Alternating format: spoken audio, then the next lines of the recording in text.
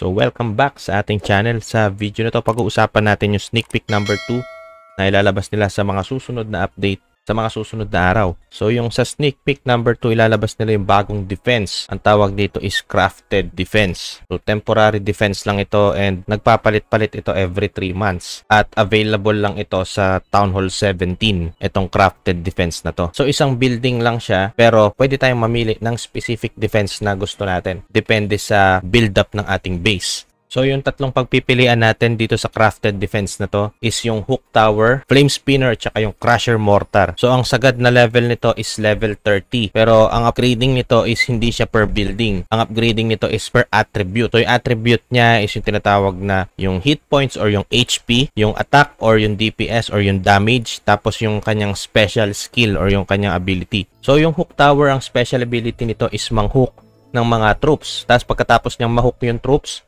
or yung mahugot niya yung troops palapit sa kanya, ang susunod na mangyayari dun is may stun. So yung hook tower is applicable siya for air and ground units. So yun yung special ability nitong hook tower. So makikita mo dito sa window na to, pwede nating i-upgrade yung hook tower, yung kanyang HP, pwede nating unahin yung kanyang DPS or yung kanyang attack, or pwede rin nating unahin yung kanyang special ability o yung hook o yung stun ng target. Kapag na-hook naman na hook tower yung mga siege machine, hindi niya to mahuhook or mahahatak papalapit dito sa defense na to, pero may stun ng ilang segundo yung mga siege machine. Yung susunod naman na crafted defense is yung flame spinner. So yung flame spinner na defense naman, kapag na-detect niya na meron tayong mga army na papalapit sa mga defense, kusa na tong gagana or mag-activate. So once na nag-activate ito, mag-i-spin ito ng mga fire na talaga namang sobrang lakas ng damage. Kapag na-max level natin to, umaabot yung kanyang DPS sa 1,000 damage per hit. So, ganun siya kalakas. So, continuous lang yung pag-ikot nitong flame spinner as long as nag-start na tayong umatak dun sa defense na atakihin natin.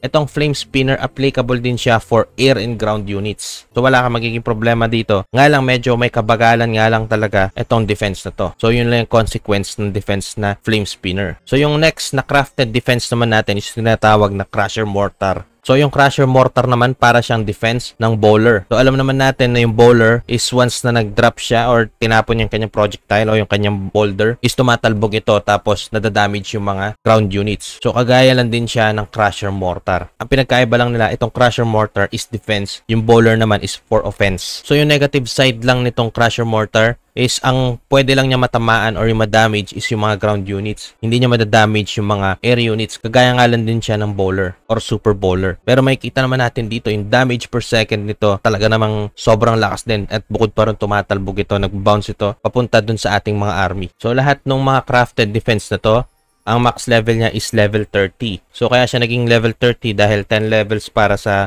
first attribute which is yung attack, 10 levels para dun sa HP, dun sa second attribute, at saka yung third attribute niya 10 levels din para dun sa kanyang special ability. Isang way ito para mabigyan ng value yung mga Town Hall 17 na ma-defend yung kanilang base ng mas mainam or ng mas maigi. Dahil yung meta ngayon sa Clash of Clans talagang sobrang nagiging pro attack na kasi yung mga yung mga player dito sa Clash of Clans. Kaya yung defense ng mga base talagang parang nagiging minimal lang siya at mas madali na siya na 3-star ngayon. So itong mga crafted defense na to, kahit sabihin nating temporary defense lang siya or seasonal event lang siya or seasonal defense lang siya, is magiging malaking tulong to para ma-adjust yung mga attack strategy na gagamitin natin sa Town Hall 17. So congrats sa Supercell at sa Clash of Clans sa paggawa nila nitong bagong crafted defense dito sa Clash of Clans. So napakalaking bagay nito. So isa lang to sa mga update na ilalabas nila sa mga susunod na araw. So meron pa tayong mga susunod na sneak peek. So, stay tuned dito sa ating channel para makita natin itong mga susunod na update. So, hindi ko nagawa yung sneak peek number 1, pero itatakal natin yan